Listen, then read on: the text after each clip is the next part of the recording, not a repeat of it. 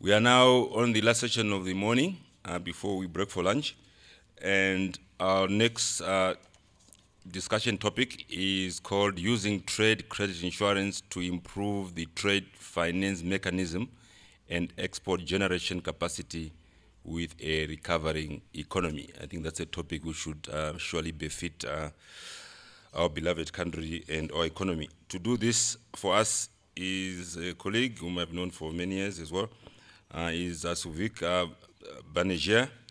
Souvik is Managing Director of Continental Re in Nairobi, that is a subsidiary of Continental Re PLC. He's based in Nairobi. His career started in insurance, it's more than 30 years now, so it's a few years shorter than me. He gained his experience in the industry in various organizations, being New India Assurance Company in India and Japan. He spent some time, quite a lot of time, with Africa Re, in Africa Re Corporation in Nairobi, Kenya. And then he then went to work at Africa Trade Insurance Agency, where he worked until 2011, since 2011. And I think it's about a year ago that he joined Continental Re to be the managing director. He's got a BSc Com from University of Rajasthan in India and also an MBA from the same university. He's a fellow of the Insurance Institute of India, and has undertaken various professional programs with institutions like CII in London and National Insurance Academy in Pune, India. Souvik, please come forward and share with us what you prepared.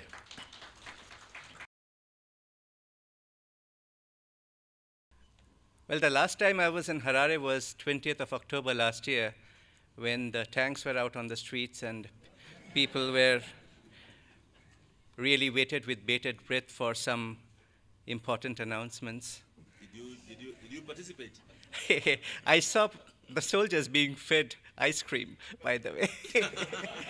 But anyway, it's wonderful to be here again when the situation appears to have normalized, and it was very heartening when I was coming back from the airport yesterday to see those large trailer trucks carrying mountains of construction equipment across.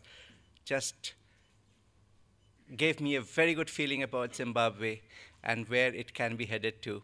And I loved what James Wadi said, and especially a few portions of his speech I have jotted down so that I can, take recourse with my ex-colleagues in ATI who were really not very gung-ho about Zimbabwe. But anyway, good to hear that the projections for Zimbabwe are now revised to over 2% per annum. That's wonderful news indeed, and I guess it can only get better.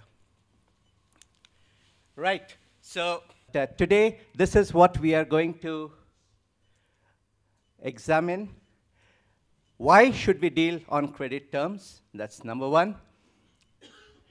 The need for credit insurance, how it works, the various products, and to address the issue which was raised by the last question, in the last question, how credit insurance helps export transactions. Okay, so why deal on credit terms? Yeah, thank you. So basically, there are three types of sales, right? Sales, or three types of ways that you can receive monies. One, the most common is cash sales. Everybody knows about cash sales. It's the easiest. It's the most prevalent in our country here, not across the world, which we shall see. We have credit sales, where the cash is not collected until some time after the sale is made, and the customer is given a period of time before it has to pay the business.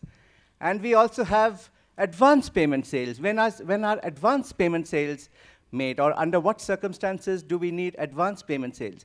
When you are not confident about the party to whom you have sold, you ask for money in advance, right? Now, that actually shows that the economy is not doing well, or the counterparty is not doing well, if you have to demand money in advance from the client.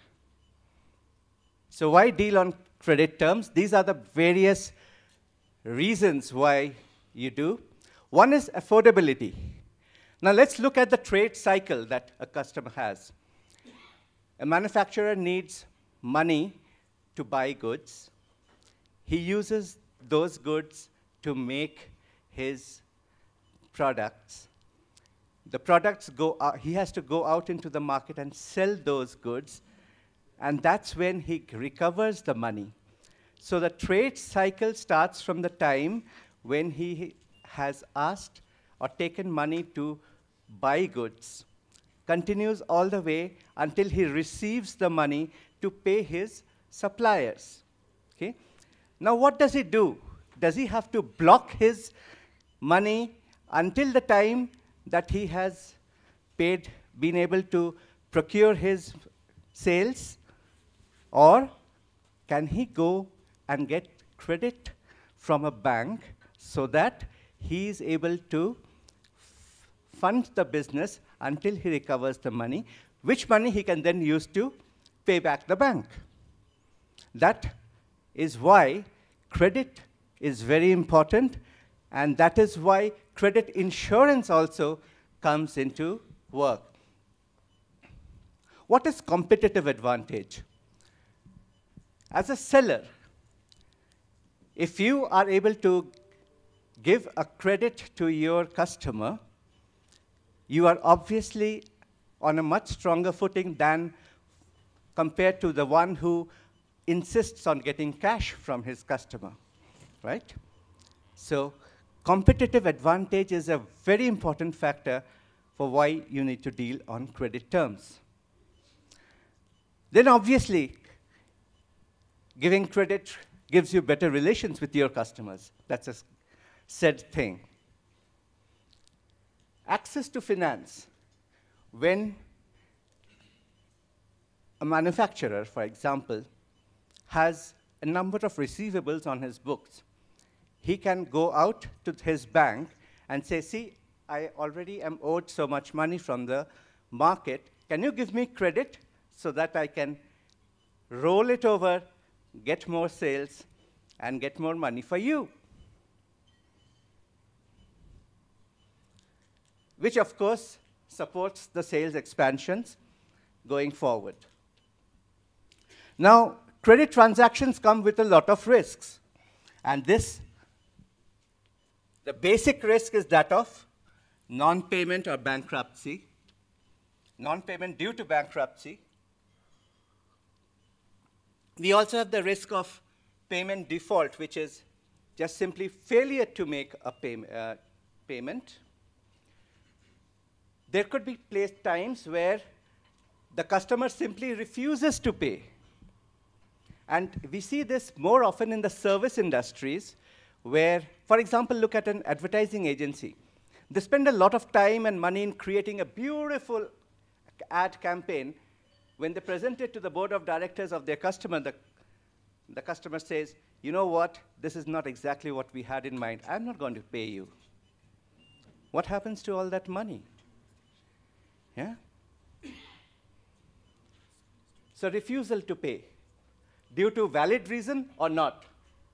And then you have the most common thing, that of delayed payments.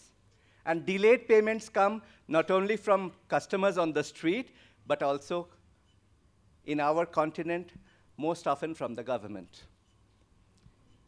You sell goods to your government, and you have no clue when the money is going to come. It will come, but when? So how do you manage yourself during this period? And that's where credit insurance comes into work. Now, I spoke about cash transactions and credit transactions. Now, remember, the vast majority of trade transactions across the world, more than 80%, is actually done on open account terms, which is meant, by which I mean credit terms. Okay? Relying on the relationship with the purchaser, supported by a purchase order with mutually agreed payment terms. The most important word here is trust. Unless you are able to trust your customer, you are not going to give him credit terms, right? Now, this factor of trust can be modified by credit insurance, which says it will happen if you have the right amount of credit insurance to take away the element of personal interaction with your customer and the personal trust, right? So actually, this percentage of 80 to 85% is much less in Africa, because it's not because we don't trust each other, because we are not supported by the credit insurance factor. Across the world, credit insurance plays such an important factor in trade, you can't believe. In the Western countries, when a person sets up shop, he first finds out who is going to support him in credit insurance. In our countries, we try to hunt for money. Fact of life, yeah? So the remaining 15% of trade transactions use trade finance instruments such as export letters of credit and export collections. These instruments actually provide more security against the risk of default because of other factors such as concerns about cross-border risk due to changes in local regulations or even country default. Let me skip over it because it really is not very important that you need to go deep into this. Let us talk more about what follows. So these are the risks of credit transactions. From the lender's point of view, the basic risk is that of credit risk, where you might find yourself unable to obtain your principal and your interest, which has been from the monies that have been lent to the customer.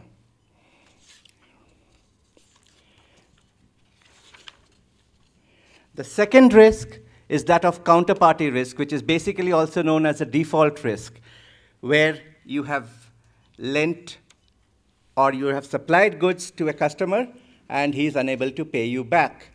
So it's a counterparty risk. And the third is that of country risk, which is the risk of a government being unwilling or unable to meet its loan obligations or reneging on the loans it guarantees. And this is also called political risk. Now, credit risks and political risks are sometimes, they're spoken in the same breath. We need to differentiate between them at one point, but examining political risks is not the subject for which we are joined here today. So I'll focus more on the credit risks, and I'll just let you know something briefly about political risks, which also comes within the overall purview of such risks. Political risks, by definition, are those risks which are occasioned by the government. They are a result of the actions or inactions of a government that could cause a financial loss to an overseas institution which has invested money in that country. Okay? Suppose tomorrow there's a company from the United States which has invested $100 million in creating, let's say, a sugar factory. Now, sugar is a very important part of our daily life, right? And the government initially had promised a lot of, let's say, tax incentives to this company. They said they would give 5 years tax holidays, cheap electricity, low cost of land, everything. Tomorrow there's a coup, there's a new government in place, and the new government says, I don't like your country, and I don't want to accede to whatever SOPs the previous government has given you. End of story. Where does this investor go? This is political risk of doing business. It is very close to the credit risk. Now here, this company has come in with a lot of money taken from a bank overseas, and he's taken out political risk insurance so that any risks related to the local government would be covered. And now this overseas bank is going to find itself looking at a $100 million bill. Just to give a small example from my own experience, about 7 years ago, there was this particular mine in DRC which was being prospected by an Australian contractor. Overnight, the government decided that they wanted to favor the Chinese a little more. So they shifted the mining rights from the Australian contractor to the Chinese. Bang. That was a $100 million loss staring ATI in the face. It was wonderful that the Chinese made an out-of-court settlement with the Australians before the claim, while the claim was still being arbitrated. Otherwise, a lot of people would have lost a lot of money. Okay? But this is what happens. And this happens more in our continent, unfortunately. So the requirement for political risk insurance and credit insurance is actually magnified in this part of the world. Right. So what are the risk mitigation considerations? From a lender's point of view, there could be risk-based pricing, where a higher interest rate is charged to borrowers who are more likely to default. And lenders consider factors relating to the loan, such as what purpose is the loan being put to, and what is the credit rating of the buyer, things like that. Then the lender can, avoid concentration of risks within a particular sector of the economy or within a particular area of the economy by diversifying its portfolio to take care of or to lend to various people in various sectors of the economy. Some sectors will perform well, some sectors will perform less well, but overall they would have met their targets. And then they could do tightening. Now, lenders can reduce the credit risk by reducing the amount of credit extended, number one, or reducing the period of credit.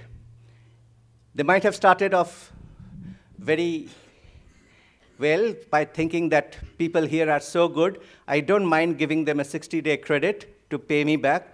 Tomorrow they start finding losses looking at them. So they say, okay, I think the first task is to get that money back a little earlier. So from 60, you turn to 30 days credit. Sometimes you even turn to 7 days credit. Okay? So the lesser the period of credit, the poorer the reflection on the economy or the reflection on the client concerned. And the last mitigation procedure is credit insurance, where your business is protected from non-payment of commercial debt.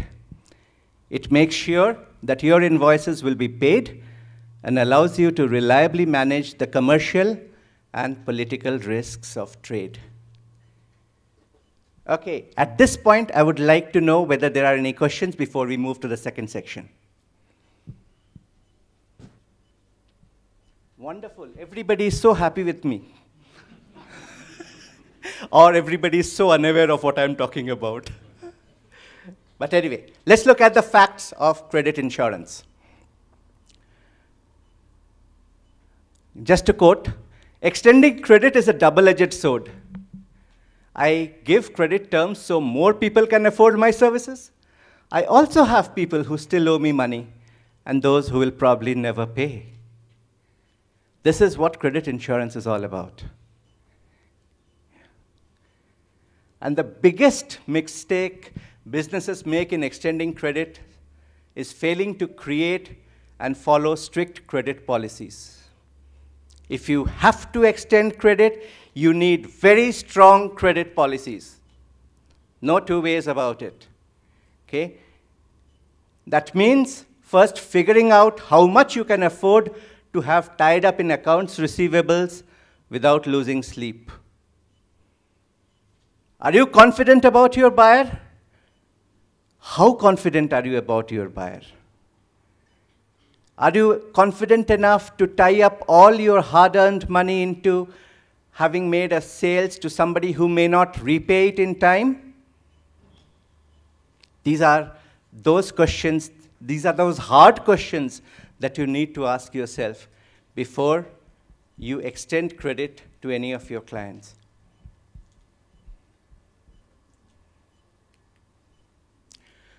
Now, if you answer yes to any of these questions, you need trade credit insurance. Do you sell regularly on credit terms? Have you ever experienced bad debt losses? Have any of your customers ever become insolvent? Do you have any unpaid commercial debts that you cannot collect? Do you regularly sell to new customers? Do you sell in international markets? Do you need help in assessing the financial status of your customers? Do you need to improve your company's cash flow? I would love it if somebody were to take notes on just these questions. If you answer yes to any of these questions as a businessman, you need trade credit insurance. No two ways about that. Regardless of the cost, you need to always balance the cost with your revenues, obviously. But you are a prime target for trade credit insurance if you have answered yes to any of these questions. So how does it work? Let's say the insurer, in this case Zimnat, monitors the financial performance of the various customers of the client. Okay? It analyzes each and every client of the seller, each and every buyer, to find out who is financially strong, who is less financially strong, who is not financially strong. They will assign ratings to each of these buyers, based upon which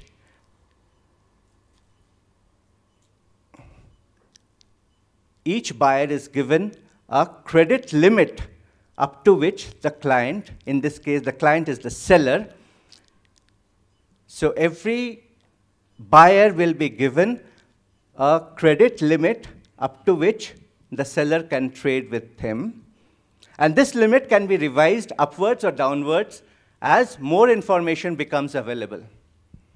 Okay? This particular buyer may have undertaken an expansion, they might have come into a windfall, they may have won a lottery, they may have invested a lot of money into buttressing up their services, anything, whatever. Market reports will show what this client is up to, and that will enable the credit insurance company to give or change the rating which has been previously allocated to that buyer, and consequently to allow you as the seller to give them more credit or to increase the length of the credit period that they have been previously allocated. So just a quick look at the diagrammatical representation. This is the insurance company which provides trade insurance to the supplier or the creditor. This insurance company or this seller has provided trade credit to the buyer or the debtor. From the insurance point of view, they are constantly monitoring the risk and also engaging in debt collection where it becomes so necessary. So if you have understood what is the basic structure of trade credit insurance, we can go ahead to the products involved. The first and the most basic product is where there is one buyer and one seller. And we call it, in our parlance, we call it single obligor trade credit insurance. Okay? Second one would be where there is one seller and many buyers. Okay? And the seller wants to cover the whole book of his buyers under one umbrella policy. That will be called a whole turnover policy, or WTO in short. Then this is a product for banks, which is called Lenders All Risk. The trade credit insurer, depending upon its rating, can also undertake letter of credit confirmation lines. I think I should explain what are letters of credit briefly. What happens is, in an export transaction primarily, the overseas, let me look at an import transaction. There's an overseas seller who wants to sell to a local Zimbabwean company. Now, this Zimbabwean company goes to his bank and says, I need finance to buy these products. Fine. Now, the exporter in the overseas company, he will say, OK, I don't know you. I don't even know your local bank. So who is giving this letter of credit to you? I need that letter of credit confirmed by an international bank or somebody with a very high rating whose paper is accepted worldwide. So sometimes, in fact, there are many trade credit insurers, especially the export credit agencies of various developed nations, who are as strong as any international bank, and they will confirm those LCs. In Africa, ATI has been regularly confirming LCs because they have a rating of A, which is as good as any of the banks. A from Standard & Poor's, I should mention, which is as good as any of the international banks. So their paper is accepted worldwide, and they confirm LCs. I'm not sure whether Zimnat will, in the very near future, be able to do this, but this is a product which should be in the ambit of things that a trade credit insurer can do. And then, interestingly, they can discount the receivables with banks. There could be a receivables discounting policy where if a seller has,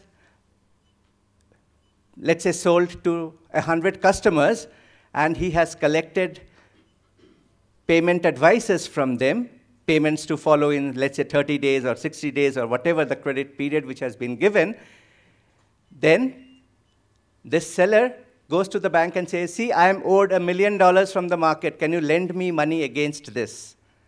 So the bank says, fine, but I'm not sure whether I like all these customers of yours. Maybe against this 1 million, I can give you $500,000. But even then, $500,000 is a good enough sum of money which the seller can use to flow or to keep his businesses running. So he's discounting the invoices with his bank and keeping his business alive and selling more. For a business, money is very important. Liquidity is most important. The more the funds he has in his hand, the more business he can do, right? The more the funds he has got tied up into credit, the lesser the business he can do. It's as simple as that. So what does a credit insurance company look at? He looks at the soundness of the borrower or the contractor or the buyer, for which he needs to see the income statements, he needs to see the balance sheets, he needs to see the cash flow of that buyer or contractor or borrower. Okay? From the income statement, he will understand what are the revenue streams, what are the profit margins, and what are the profitability trends. That's most important. Okay? Somebody may have just made a huge profit one year, but all the other years he's been sustaining losses. So that's really of no good to the credit insurance company. He needs to see a positive trend of growth. To enable the credit insurer to take a prudent decision, there has to be a proper KYC. They need to understand the needs of the customer, have to have the right products, and good control. And most importantly, collateralization, security. I cannot stress on this point enough. As a credit insurer, I have always had to establish the need for proper security or proper collateralization before a credit transaction could take place. As a businessman, you should do the same. As a banker, well, banks take huge collaterals. They take so much collateral that they won't need to, look back upon. They can just freely lend the money, having taken 125 or 150% cash deposits on the transactions which they have started off with. Nothing against the bank. This is the way banking works. But trade credit insurance should always be a cheaper alternative to a bank. But they can be a cheaper alternative only when there is proper collateralization and proper understanding of the requirements of that particular transaction and the soundness of the borrower or the buyer or the contractor.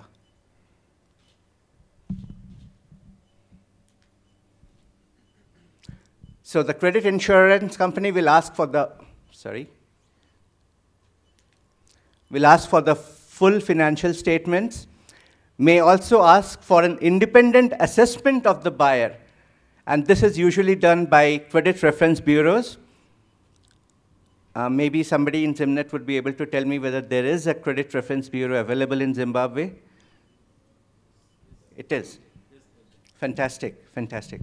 So the credit insurer who's working here would be exchanging information with the credit reference bureau sometimes and would be able to obtain the market details for that borrower from the credit reference bureau. And then, of course, what is the risk rating of that particular borrower or the contractor or the buyer? And the credit insurer will also like to look at the internal credit paper of the bank, if possible, where he is working in conjunction with the bank.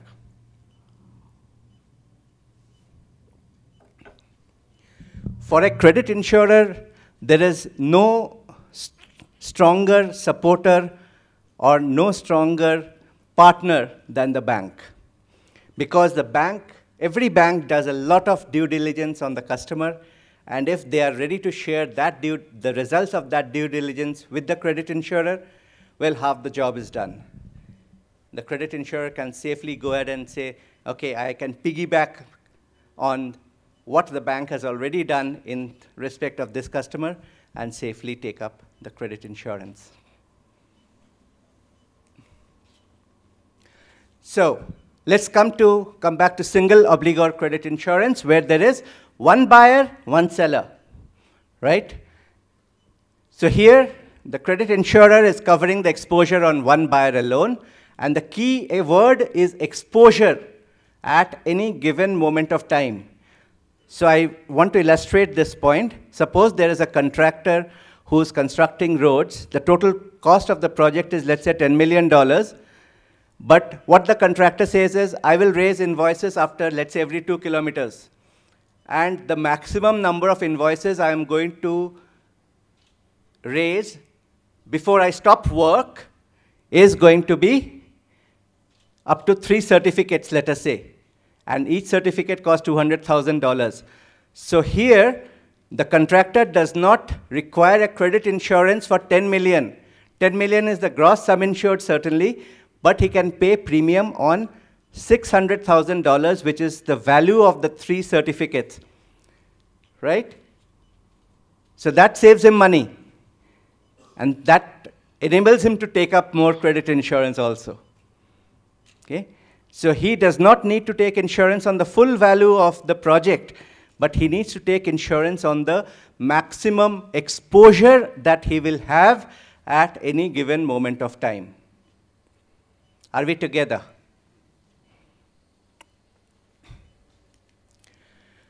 Now, the same people who make premium rates for general insurance and life insurance, the actuaries, they are the ones who make the premium rates for credit insurance also. So When I tell you that the premium rates for credit insurance are approximately 10 times that of general insurance, please don't get shocked. They come from the same people, and the reason why these rates are high is because there is nothing like partial loss in credit insurance. If there is a loss, there's a 100% loss. Whereas, God forbid, if this building were to burn down, then you would salvage a lot of things from it. Or you cannot burn down the whole building. It's so widely spread. There will be a fire originating at one point. Maybe there would be a loss to part of this building, but certainly not to the other buildings. And in fire insurance, we look at loss probabilities of about, let's say, even as low as 15%, 20%, sometimes even as low as 5%, depending upon how big the location is. Okay, my executive director doesn't like what I'm saying right now because he insists that we keep a minimum of 50% PML. But anyway, that's the way it is. Whereas in credit insurance, there's nothing like a partial probability of loss. If there is a probability of loss, it's 100%. So we have to budget for it accordingly. That's why the premium rates are a little higher in credit insurance than in normal general insurance. And the maximum usage of this insurance is project-related and loan-related. The tenor or the duration of credit insurance depends on the length of the project or the loan. And typically, a credit insurance company will not give you 100% indemnity. Unlike in general insurance, where the customer can actually get 100% indemnity, in credit insurance, normally we shall not give a client 100% indemnity because we want him to have a skin in the game. If the entire risk is passed on to the credit insurer, then the client might, sort of let himself go. Says, okay, no problem. I can give whatever amount of credit I want without fear that I would face any losses. Right? So we want him to have a skin in the game. So usually the indemnity provided will be not more than maybe 90%. But it all depends based upon the workings of the credit insurance company. In a whole turnover credit insurance, the client can cover his whole book of credit sales. And the premium is charged on the turnover with the chosen companies. Now, he might be selling to 100 companies, but the credit insurer will do its due diligence on each of them and see which of them are insurable. It's not always that the credit insurance company will say, okay, I'm ready to cover whoever you are selling to. He will be able to cover those companies who bring out financial statements, basically corporates. Okay? The retailer on the street may not be bringing out financial statements, or he may be making a financial statement only for income tax purposes. Sometimes he might be making 3 sets of financial information for different types of people. So normally we will not want to cover them. So the insurance company will choose those companies for whom they can establish a rating and give insurance accordingly, right? And a whole turnover policy is basically very flexible because during the course of the year, you can add new customers, you can delete customers, and you can change the credit ratings of a particular customer, or you can increase the limits on a particular customer. So it provides a lot of flexibility. And the policy basically works like a declaration policy, like a stock declaration policy, where a minimum and deposit premium is paid upfront, and premium is adjusted on the basis of the actual turnover that is established at the end of the year. A whole turnover policy can be used in these sectors. Firstly, in banks, where the credit insurer can cover the whole loan book. And incidentally, this is one of the best ways of reaching out to small and medium sector enterprises who individually may not be insurable by the credit insurer, but by covering a bank which is lending to a lot of small and medium sector enterprises, they can cover the bank's exposure on this sector by giving them a whole turnover policy. Okay? Whole turnover policy is wonderful for exporters who sell across the globe. It is fabulous for manufacturers who have a big book of customers to protect. And obviously, the biggest buyers are the suppliers and the traders. And every whole turnover policy will be only of 1 year duration and renewables.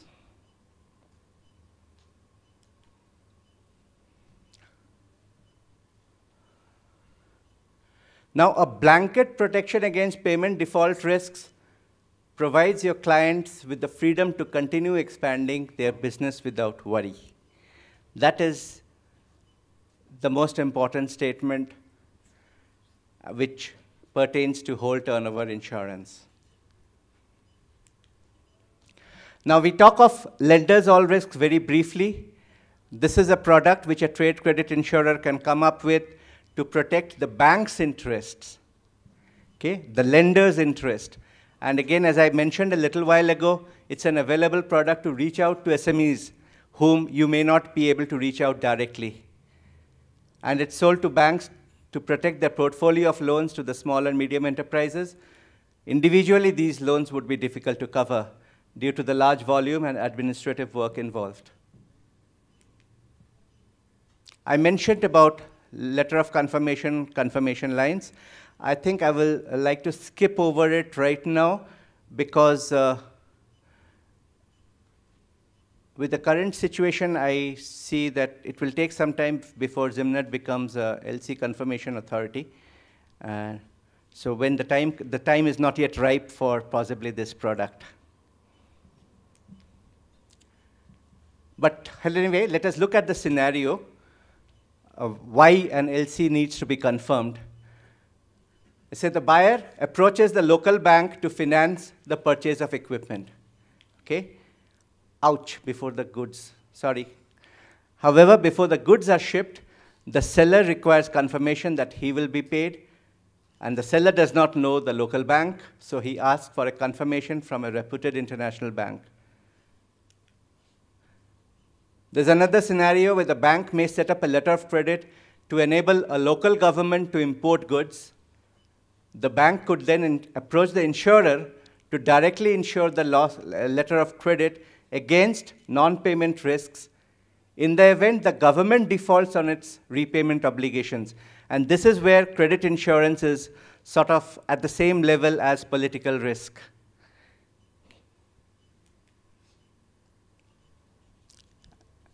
I talked about receivables discounting, where a client can obtain a loan from the bank on the basis of receipted invoices.